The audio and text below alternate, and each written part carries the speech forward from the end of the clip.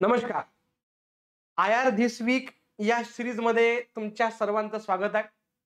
लक्षात घ्या, या सीरीजमध्ये आपण दर आठवड्यात जे आय आर संबंधी म्हणजे आंतरराष्ट्रीय घडामोडी संबंधी ज्या इश्यूज चर्चेमध्ये असतील, ते डिस्कस करण्याचा प्रयत्न करत जाऊ. सो आज आपण काही महत्त्वाचे 3 घटक किंवा 3 इश्यूज डिस्कस करू. बघा, आता आय आर संबंधी जगात तर भरपूर काहीतरी सुरू असतं म्हणजे मग आपल्याला ते सर्वच महत्वाचं आहे का? नाही. ज्या ठिकाणी भारताचे स्टेक्स गुंतलेले आहे म्हणजे ज्याचा पॉझिटिव्ह किंबहुना निगेटिव्ह इम्पॅक्ट ज्या घटनेचा भारतावर पडणार आहे, त्या गोष्टी आपण डिस्कस करण्याचा प्रयत्न करत जाऊ. ठीक आहे? चला. सो बघा, रिसेंटली काय झालं, की चाबहार बंदर हे पुढचे 6 महिने वापरण्यासाठीची परमिशन अमेरिकेनं भारताला दिलेली आहे. आता बऱ्यापैकी लोकांना तर चाबहार बंदर हा काय मॅटर आहे हेच माहीत नसेल. तर लक्षात घ्या, तुम्ही इथे जर मॅपमध्ये बघत असाल, तर चाबहार पोर्ट हे इराणमध्ये आहे. 2017 साली या पोर्टचं उद्घाटन भारतानं केलं. हे पोर्ट बांधलं कोणी तर भारतानं स्वखर्चानं बांधलेलं आहे. म्हणजे भारत आणि इराण या दोघांनी. आता ह्या चाबहार पोर्टचे भरपूर फायदे आहेत. त्याची तर चर्चा आपण करूच यात. पण मग तुम्हाला पुढचा प्रश्न पडला पाहिजे, की जर भारतानंच हे पोर्ट बांधलं इराणमधलं, तर आपल्याला अमेरिकेकडनं परमिशन घ्यायची काय गरज आहे? तुम्ही हे लक्षात ठेवाल, अमेरिका आजही जगाचा बॉस आहे. आणि अमेरिकेची जागतिक व्यापारात एक वेगळ्या प्रकारची मोनोपोली आहे. आता अमेरिकन संसदेचा एक कायदा आहे ज्याचं नाव आहे काटसा. या काटसा कायद्याअंतर्गत अमेरिका काय करतं, तर अमेरिकेच्या दुश्मन राष्ट्रांवर आर्थिक बंदी किंवा व्यापार बंदी सारखे वेगवेगळे नियम लागू करते. आणि अमेरिकेचा काटसा काय म्हणते, की ज्या देशावर अमेरिकेनं आर्थिक बंदी लादलेली आहे, त्या सर्व देशांसोबत जगातील इतरही कोणत्याही राष्ट्राने व्यापार करायचा नाही. नाहीतर अमेरिका त्याही राष्ट्रावर काय लादेल, तर आर्थिक बंदीसारखे काही काय नियम म्हणा, हे लादू शकते. आता इराण हा भारतासाठी अत्यंत महत्वाचा आहे. मग इराणचं भारतासाठी का महत्व? तर लूक वेस्ट पॉलिसीच्या अनुषंगानं, ऊर्जा सुरक्षेच्या अनुषंगानं, नंतर जो सेंट्रल एशियन स्टेट्स आहेत, कझाकस्तान वगैरे, त्यांच्याशी कनेक्टिव्हिटीसाठी आपल्याला महत्वाचा आहे. आयएनएसटीसी हा जो प्रोजेक्ट आहे आपला कनेक्टिव्हिटी प्रोजेक्ट याकरता महत्वाचा आहे. नंतर अफगाणिस्तानमध्ये भारताची जी गुंतवणूक आहे ती जर अधिक मजबूत करायची असेल किंवा अफगाणिस्तानमध्ये राजकीय स्थिरता प्रस्थापित करायची असेल, तर भारताला इराण महत्वाचा आहे. बट इराण आणि सौदीचं पटत नाही. सौदीचं आणि अमेरिकेचं पटते. सो वेळोवेळी अमेरिकेनं इराणवर सँक्शन्स यापूर्वी लावलेले आहेत. म्हणजे रिसेंटली पण लावले होते. आणि सन्माननीय ट्रम्प साहेब जेव्हा जेव्हा येतात, तेव्हा हा गोंधळ होतोच होतो म्हणजे. ठीक आहे. बरं. आता चाबहार पोर्ट जरी आपण डेव्हलप केलेलं असलं, तर या चाबहार पोर्टवर किंबहुना इराणवर इकॉनॉमिक सँक्शन्स लावलेले आहेत ट्रम्पनं मागच्या काही काळात. आणि भारतानं वेळोवेळी विनवणी केलेली आहे अमेरिकेला, की त्या काटसा कायद्याअंतर्गत आम्हाला कायदा तुम्ही जर सूट द्या. म्हणूनच हे जे चाबहार पोर्ट आहे जे डेव्हलप भारताने केलं आणि चाबहार पोर्टचा फायदा हा भारत वेगवेगळ्या अनुषंगाने घेतं. तर भारताच्याच विनवणीवरनं अमेरिकेनं भारताला हे चाबहार पोर्ट जे इराणमधलं आहे, हे वापरण्याची पुढचे 6 महिन्यासाठी परमिशन दिली आहे. मे बी ती नंतर एक्सटेंड व्हायची, नाही व्हायची ते पुढचं पुढे बघूयात म्हणजे. ठीक आहे? डन. आता तुम्हाला चाबहार पोर्ट समजलं काय आहे तर कुठे आहे ते पण समजलं असेल. आता अत्यंत महत्वाचा भाग म्हणजे की या चाबहार बंदराचं पोर्ट म्हणजे बंदर या चाबहार पोर्टचं महत्व काय भारतासाठी? पहिलं तर तुम्हाला मी सांगितलं भूराजकीय महत्व आहे. म्हणजेच काय? तर अफगाणिस्तानमध्ये राजकीय स्थिरता प्रस्थापित करण्यासाठी भारत या चाबहारच्या माध्यमातून अफगाणिस्तानात प्रवेश करू शकतो. तो पहिलं तर महत्व हे आहे. दुसरं अत्यंत महत्वाचं चाबहारचं महत्व आहे ते म्हणजे की जो चीननं ग्वादार बंदर बांधलेला आहे तुमच्या पाकिस्तानात. तुम्हाला ग्वादार बंदर दिसतंय का इथं? हे चेक करा बघा, हे ग्वादार बंदर पाकिस्तानच्या बलुचिस्तान प्रांतात चीननं चायना पाकिस्तान इकॉनॉमिक कॉरिडॉर या प्रोजेक्ट अंतर्गत या ग्वादार बंदराला विकसित केलंय. आणि ग्वादार बंदर ऍज यू नो दॅट की चीनच्या स्ट्रिंग ऑफ पर्ल्स याही पॉलिसीचा एक भाग आहे. त्यामुळे भारत चीनची जी स्ट्रिंग ऑफ पर्ल्स पॉलिसी आहे तिला तोडीस तोड उत्तर देण्यासाठी भारतानं नेकलेस ऑफ डायमंड स्ट्रॅटेजी बांधली किंवा निर्माण केले आणि चाबाहार हे पोर्ट भारताच्या नेकलेस ऑफ डायमंड स्ट्रॅटेजीचा अत्यंत महत्वाचा भाग आहे. म्हणून सुद्धा आपल्याला चाबाहार बंदराचं महत्व बघता येईल. सो पहिलं झालं भूराजकीय महत्व. दुसरं आहे INSTC international north south trade corridor. आता हा जो INSTC प्रोजेक्ट आहे हा आणला गेला होता 2000 या वर्षी, म्हणजे 2000 साली, आजपासून 25 वर्ष अगोदर. या INSTC चा हेतू काय होता, तर भारताला रशिया सोबतची आपली कनेक्टिव्हिटी अधिक वाढवण्याची गरज आहे. एक तर रशिया हा आपला टाइम टेस्टेड पार्टनर आहे फर्स्ट, हे तुम्हाला माहिती असलं पाहिजे. जगातला सर्वात चांगला मित्र जर कोणी आपला असेल तर तो रशियाचा आहे, म्हणजे किंवा राहिलेला पण आहे आजपर्यंत. मात्र रशियासोबत व्यापार करायचा असेल तर लई दुरून फिरून जावं होतं आपल्याला. म्हणजे अख्खाचा अख्खा अरेबियन सी, मग गल्फ ऑफ अडेन, मग रेड सी, मग मेडिटेरेनियन सी, मग north sea, Baltic sea, then कुठेतरी तुम्ही पोहोचता रशियात. तो नाही म्हणतात ते अंतर 16,000 किलोमीटरचं आहे. आपल्याला रशिया सोबतचा व्यापार वाढवणं गरजेचं आहे, कारण मी म्हटल्याप्रमाणे रशिया भारताच्या अत्यंत कठीण परिस्थितीत सुद्धा यापूर्वी भारताच्या पाठीमागे उभा राहिलाय, आणि जो आजही उभा आहे व्हाईल जेव्हा अमेरिकेनं आपल्यावर वेगवेगळ्या प्रकारचे सँक्शन्स लावले. मग भारताला असं वाटतंय की रशिया सोबतचा भारताचा व्यापार हा अधिक वाढला पाहिजे. म्हणजे फक्त तेल आणि काय तुमचं मला वाटतं काहीतरी एक संरक्षण साहित्य, या दोनच क्षेत्रांतर्गत भारत रशिया व्यापार जास्त आहे. बट तो व्यापार जर डायव्हर्सिफाय करायचा असेल तर मग रशिया सोबतची कनेक्टिव्हिटी मजबूत करण्यासाठी भारतानं INSTC हा प्रोजेक्ट 2000 साली लॉन्च केला होता. फुल फॉर्म नसेल माहित तर लक्षात ठेवायचं आहे, international north south trade corridor INSTC.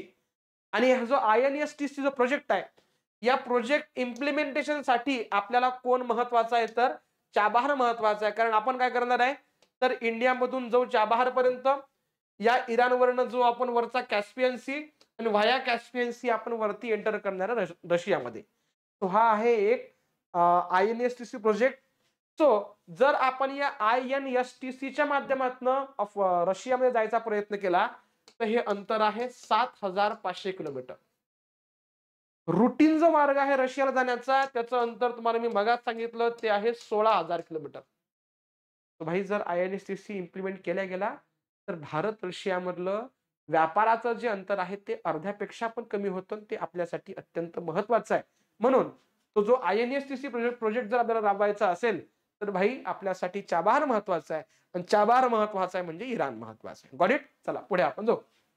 Next पुढचं काय महत्व आहे हो आपल्या चाबाहार बंदराचं, तर चीनच्या belt and road initiative plus तुम्हाला मी मगा सांगितलं चीनची कोणती पॉलिसी, तर स्ट्रिंग ऑफ पर्ल्स नावाची पॉलिसी. सो SOP तुम्ही ते पण लिहू शकता. तो चीनच्या बेल्ट अँड रोड इनिशिएटिव्हचा जो त्याला एक प्रकारे पर्याय शोधण्यासाठी किंवा स्ट्रिंग ऑफ पर्ल्सचा विरोध करण्यासाठी, किंबहुना वेस्ट एशियन कंट्रीज मध्ये वाढता चीनचा प्रभाव नियंत्रित करण्यासाठी भारताला चाबाहार बंदर हे अत्यंत महत्वाचं आहे. त्याही अनुषंगाने तुम्ही त्या गोष्टी लक्षात ठेवा. पुढचं काय महत्व आहे चाबाहारचं, तर अफगाणिस्तान सोबतची कनेक्टिव्हिटी आपली वाढवण्यासाठी. आता जर तुम्ही कधी भारत अफगाणिस्तान संबंधी अभ्यास केला असेल यापूर्वी तर तुम्हाला माहिती पाहिजे की मागच्या 20 वर्षात भारतानं अफगाणिस्तानात 4 अब्ज डॉलर्स पेक्षा जास्त रुपयाची गुंतवणूक केली. आणि मग ती गुंतवणूक रस्ते बांधले, शाळा बांधल्या, हॉस्पिटल्स बांधले, बिल्डिंग्स बांधल्या, पार्लमेंट बांधली, डॅम्स बांधले, इलेक्ट्रिसिटी ट्रान्समिशन लाईन उभ्या केल्या, मल्टिपल हायवेज उभे केलेले आहेत. सो अफगाणिस्तान सोबतचा जो आपले राजकीय संबंध आहे, आर्थिक संबंध आहे किंवा इतर काही क्षेत्रामधले संबंध आहे, त्याकरता आपल्याला व्हाया चाबाहारच आपण अफगाणिस्तान सोबतचे संबंध चांगले ठेवू शकतो. म्हणूनही आपल्याला कोण महत्वाचा आहे, तर चाबाहार बंदर महत्वाचं हे लक्षात ठेवायचंय. नेक्स्ट पुढचा मुद्दा आपण बघून घेऊ. पुढचा आहे ते म्हणजे मध्य आशियाई देशांसोबत आर्थिक आणि ऊर्जा सहकार्य मजबूत करायचं असेल तर. आता मध्य आशियाई देश कोणते आहेत बऱ्याच लोकांना माहिती नसतात, तर लक्षात घ्या. अफगाणिस्तानच्या वरती 5 देश आहेत, त्याला सेंट्रल एशियन कंट्रीज असं म्हणतात. त्यामध्ये कझाकस्तान, किर्गिस्तान, ताजिकिस्तान, तुर्कमेनिस्तान आणि उझबेकिस्तान सारखा देश येतो. या पाचही देशांना सेंट्रल एशियन कंट्रीज असं म्हणतात. बरं, हे पाचही देश भारतासाठी का महत्वाचं आहे? कारण या पाचही देशांमध्ये ऊर्जा साठ्यांचं प्रमाण प्रचंड आहे. त्यात मग युरेनियम येईल, गॅस येईल किंवा क्रूड ऑइल येईल. भारताला युरेनियम का महत्वाचं आहे? कारण न्यूक्लिअर एनर्जीसाठी आपल्याला युरेनियम लागतं आणि गॅस आणि ऑइल तर अत्यंत महत्वाचं आहेतच. म्हणून जर हे जे वरचे सेंट्रल एशियन कंट्रीज आहे यांच्यासोबत जर आपल्याला ऊर्जा संबंध आणि व्यापारी संबंध मजबूत करायचे असतील तर व्हाया चाबहारच आपण ती कनेक्टिव्हिटी स्थापित करू शकतो. मग त्याकरता अशगाबाद नावाचा करार आहे, INSTC नावाचे करार आहे, त्याची चर्चा आपण पुढच्या टप्प्यात करू. पण हे जे सेंट्रल एशियन कंट्रीज आहे यांच्याशी भारताचा व्यापार नाममात्र आहे, तो म्हणजे फक्त आणि फक्त $2 अब्ज. भारताची अर्थव्यवस्था किती, या देशांची किती, मात्र भारत आणि हे पाच देश यांच्यामधला व्यापार हा अत्यल्प आहे. तो जर अगदी मजबूत आणि सशक्त करायचा असेल तर वाया चाबहारच ह्या गोष्टी होऊ शकतात. सो हालाकी इश्यू फक्त चाबहार होता, मात्र तुम्हाला मी बऱ्याच गोष्टी सांगण्याचा प्रयत्न केला. मला अपेक्षा आहे की तुम्हाला ह्या सर्व गोष्टी समजल्या असतील. बाकी ह्याच गोष्टी मी तुम्हाला इथं इंग्लिशमध्ये पण एका काय म्हणू की इमेजच्या फॉर्म मध्ये दिलेत, तुम्ही त्याही गोष्टी इथं बघू शकाल. ठीक आहे, चला नेक्स्ट पुढचा मुद्दा. बहुतेक बहरीनचे एक मंत्री रिसेंटली भारतामध्ये आले होते, मागच्या 2-3 दिवसांपूर्वीची गोष्ट आहे. आणि बहरीनचे विदेश मंत्री आणि भारताचे विदेश मंत्री, आय थॉट, जर मी चुकत नसेल तर, त्यांची बैठक झाली रिसेंटली. आणि या बैठकीमध्ये भारत बहरीन यांनी वेगवेगळ्या क्षेत्रांमध्ये सहकार्य करण्यासाठी काही करार केले. मग आपण जस्ट फक्त भारत बहरीन संबंध समजून घ्यायचा प्रयत्न करू. मात्र तुम्हाला हे माहिती पाहिजे की बहरीन आहे तरी कुठं, तर वेस्ट एशियामध्ये बहरेन नावाचा देश आहे ज्याची राजधानी मनामा ही आहे. तो तुम्ही इथं पाहिलं असेल तर इथं UAE, कतर आणि कतरच्या थोडं जर तुम्ही वर गेलात तर तुम्हाला बहरेन नावाचा देश दिसतो. म्हणजे ठीक आहे, बरं. आता बहरेन आपल्यासाठी का महत्वाचं आहे, तर बहरेन सोबत खास करून मोठ्या प्रमाणात आपण व्यापार करतो, तो म्हणजे गॅस आणि क्रूड ऑइल साठी. कारण हे सगळे पश्चिम आशियाई जे देश आहेत या देशांमध्ये गॅस म्हणजे खास करून तेल आणि गॅस याचं उत्पादन मोठ्या प्रमाणामध्ये होतं. ठीक आहे, चला सो वन बाय वन आपण काही फॅक्च्युअल डिटेल समजून घेऊ भारत बहरेन संबंधाच्या आणि पटकन पुढे जाऊ. तो भारत आणि बहरेन यांच्यामध्ये 2024-25 या आर्थिक वर्षामध्ये जर व्यापार बघितला तर तो $1.64 अब्ज एवढा आहे. सो जर फॅक्च्युअल डेटा तुमच्या लक्षात राहिला तर ते अधिक बेटर राहील म्हणजे आपल्याला. ठीक आहे, बरं. गुंतवणूक, तर दोनही देशांमधली गुंतवणूक ही मागच्या 6 वर्षात वाढलेली आहे आणि ती 40% वाढली आहे, ते पण आपण सांगू शकतो. पुढचा मुद्दा आहे ते म्हणजे आपली जी स्पेस एजन्सी आहे इंडियाची, जिचं नाव आहे न्यू स्पेस इंडिया लिमिटेड, आणि जी बहरेनची स्पेस एजन्सी आहे त्याला आपण म्हणतो बहरीन स्पेस एजन्सी, या दोनही अंतराळ व्यवस्था ज्या आहेत त्या एकमेकांना पुढच्या काळात मदत करणार आहेत, जेणेकरून ह्या दोनही देशांमधली जी एक अंतराळ व्यवस्था आहे ती अधिक आधुनिक मजबूत झाली पाहिजे, चांगल्या आयडियाचं देवाणघेवाण झालं पाहिजे, इनोव्हेशनला अधिक प्रमोट करता आलं पाहिजे. आता हा जो सगळा पट्टा आहे हा वेस्ट एशियन कंट्रीजचा भाग आहे. सो बेटर वे तुम्ही तुमचं मॅपिंग करते वेळेस हे सर्व देश व्यवस्थित एकदा बघून घ्यायचे आहेत. ठीक, चला पुढे आपण जाऊ. नेक्स्ट, भारत आणि बहरेन यांनी संरक्षण आणि सुरक्षा सहकार्यावर अधिकाधिक भर द्यायचा प्रयत्न केला. म्हणजे मग काही सुरक्षा साहित्य भारत त्यांच्याकडनं आयात करेल किंवा त्यांना काही निर्यात करेल वगैरे. बरं, दहशतवाद ही सध्या प्रचंड मोठी अशी जागतिक समस्या आहे आणि त्या जागतिक समस्येला दोघांनी पण अगदी योग्यपणे पुढे जाण्यासाठी गुप्त माहितीचं देवाणघेवाण करण्याबाबत पण करार केलेले आहेत. So it's very good for us. पुढे आपण जो पर्यटन 2022-23 म्हणजे मागच्या 2 वर्षामध्ये जवळपास नाही म्हणता 10 लाख भारतीय टुरिस्टनी बहरीनला भेट दिलेली आहे. सो हा आकडा महत्वाचा आहे. म्हणजे 44% तर ते वाढ झालेलीच आहे भारतातून तिथे जाणाऱ्यांची, मात्र एकूण आकडा किती येतो तो 10 लाखांच्या आसपास भारतीय लोक हे कुठे व्हिजिट करतायत, तर बहरीनला व्हिजिट करतायत, बोलून घेऊ शकतो आपण. बरं, इंडियन डायस्पोरा हा बहरीनमध्ये मोठ्या प्रमाणात आहे. भारतीय वंशाचे लोक आणि किती आहेत ते, तर 3,32,000 एवढे भारतीय लोक बहरीनमध्ये वेगवेगळ्या शहरात किंवा मग वेगवेगळ्या क्षेत्रांमध्ये काम करताना तुम्हाला दिसतील. तर तुम्ही ही पण एक आकडा म्हणून लक्षात ठेवू शकता, जेणेकरून जर तुम्हाला उद्या भारत पश्चिम आशियाविषयी काही लिहायचं काम पडलं किंवा भारत बहरेन विषयी काही लिहायचं काम पडलं तर ही आकडेवारी तुम्ही तुमच्या उत्तरामध्ये कोट करू शकता. सो हा तुमचा जस्ट ओव्हरऑल मुद्दा होता भारत बहरेन संबंधाचा. अपेक्षा आहे की या फॅक्च्युअल डिटेल्स तुम्ही लक्षात ठेवण्याचा पुढच्या काळात प्रयत्न कराल. नेक्स्ट आजचा पुढचा मुद्दा आपला IR धिस वीक या सेशन मधला तो म्हणजे भारत आणि अमेरिका यांनी एक संरक्षण करार केला जो पुढच्या 10 वर्षांसाठीचा असेल. म्हणजे 2025 ते 35 या 10 वर्षांच्या काळासाठी दोनही देश एकमेकांना संरक्षण क्षेत्राबाबत देवाणघेवाण करतील. मग ते माहितीचं देवाणघेवाण असेल, तंत्रज्ञानाचं देवाणघेवाण असेल, ह्युमन कॅपिटलचं देवाणघेवाण. सो ह्या गोष्टी तुम्हाला इथे पाहायला भेटतात. तो क्वालालंपूर जे मलेशियाची राजधानी आहे तिथं 12व्या आशियान संरक्षण मंत्र्यांच्या बैठक म्हणजे त्यालाच ADMM प्लस असं म्हणतात. या बैठकीदरम्यान भारत आणि अमेरिका यांनी एक डिफेन्स फ्रेमवर्कवर सही केलेली आहे जो डिफेन्स आराखडा किंवा सुरक्षा आराखडा पुढच्या 10 वर्षामध्ये इम्प्लिमेंट केला जाईल.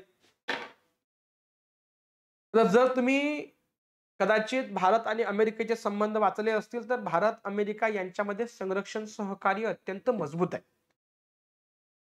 आपण जितकं संरक्षण साहित्य अख्ख्या जगभरात आयात करतो त्यापैकी नाही म्हणता 11 ते 12% डिफेन्स इक्विपमेंट आपण आयात करतो अमेरिकेकडनं. तो अमेरिका हा भारताचा जगातील तिसरा सर्वात मोठा संरक्षण साहित्याचा पुरवठादार आहे. हे वाक्य किंवा ही फॅक्ट्स पण तुम्ही लक्षात घेऊ शकता. आता आपण पुढे जाऊयात. तुम्ही कदाचित जर भारत अमेरिका संबंध वाचले असतील तर भारत आणि अमेरिकेमध्ये ऑलरेडी 4 महत्वाचे संरक्षण करार झालेले आहेत. मला की आमच्या क्लासमध्ये आम्ही आमच्या पोरांकडून पाठच करून घेतो. तुमचं पण जर पाठ झालं तर बघून घ्या. 4 पूर्वीचे करार बघून घेऊ आपण. पहिला आहे GSOMIA. हा करार झालाय 2002 मध्ये. कराराचं फुल फॉर्म लक्षात राहत असेल तर व्हेरी गुड. काय म्हणते? General security of military information agreement. पुढचा करार आपण लक्षात घेऊया त्याचं नाव आहे LEMOA. The logistic exchange memorandum of agreement 2016 साली हा करार तुमचा झालेला आहे भारत आणि अमेरिका या दोघांमध्ये. नेक्स्ट पुढचा करार आहे कॉमकासा. हा झालाय 18 मध्ये. Communications compatibility and security agreement. आणि 2020 साली एक करार झाला त्याचं नाव होतं बेका. Basic exchange and cooperation agreement. तो बेटर वे लक्षात ठेवायचं असेल तर GSOMIA 2002. नंतर तुमचा आलाय लेमोआ 2016. नंतर आला कॉमकासा 2018 आणि लास्ट वन म्हणजे तो होता 2020 चा. त्याचं नाव होतं बेका. फुल फॉर्म तुम्हाला या ठिकाणी पाहायला भेटतील. रिसेंटली मागच्या वर्षी 2 देशांमध्ये एक नवीन करार झाला. त्याचं नाव आहे SOSA. त्याला तुम्ही सोसा म्हणा की SOSA म्हणा. 2024. आणि या कराराअंतर्गत महत्वाच्या संरक्षण सामग्री यांची देवाणघेवाण होणार आहे. रादर ज्या वरचेही 3 करार आहेत त्या कराराअंतर्गत काय काय करणार आपण होतो भारत अमेरिकेसोबत किंवा अमेरिका कशा प्रकारे भारताला मदत करणार होती याची अधिक साधक बाधक आणि अगदी कमी शब्दांमध्ये चर्चा ही या ठिकाणी केलेली आहे. मला असं वाटतं की तुम्ही जस्ट हे फक्त वाचून घ्यायचंय. हालाकी भारत आणि अमेरिकेमध्ये संरक्षण सहकार्याबाबत डिरेक्टली कुठलाही प्रश्न यापूर्वी ना प्री मध्ये आला ना मेन्स मध्ये आला. बट भाई सांगता काही येत नाही. सो अकॉर्डिंग टू दॅट तुम्ही जर ह्या गोष्टी 2-3दा वाचल्यात तर तुमचं ते लक्षात येईल असं मी गृहीत धरून चालतो. म्हणजे तो आपण या ठिकाणी थांबूयात. मला अपेक्षा आहे की तुम्हाला IR धिस वीक ही जी सिरीज आम्ही जस्ट सुरू केली आहे ही आवडली असेल किंबहुना आवडेल. आणि जर तुमच्या काही सजेशन्स असतील डेफिनेटली ते आमच्यापर्यंत पोहोचवा. खूप खूप धन्यवाद.